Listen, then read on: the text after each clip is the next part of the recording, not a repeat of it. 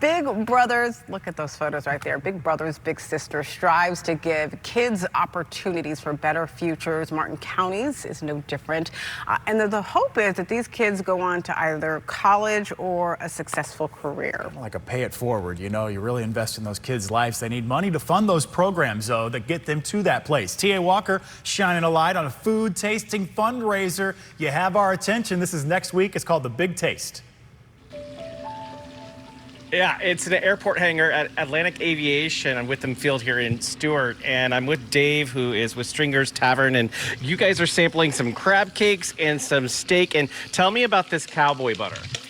So here at Stringer's, we're going to be offering butter choices for all of our guests to add to their steaks, so it doesn't really take away from that beautiful beef flavor.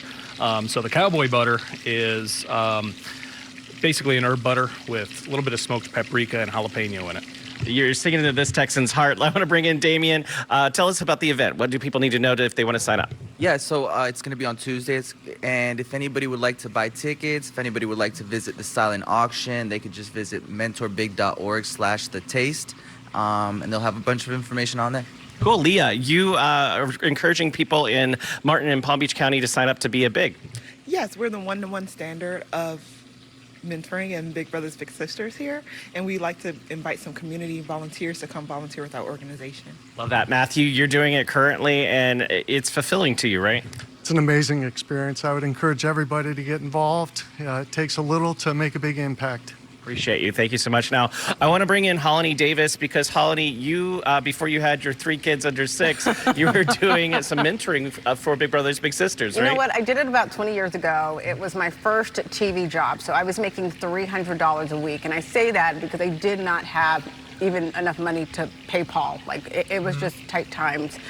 We would go for an ice cream cone. I would take my little every week for an ice cream cone at Dairy Queen.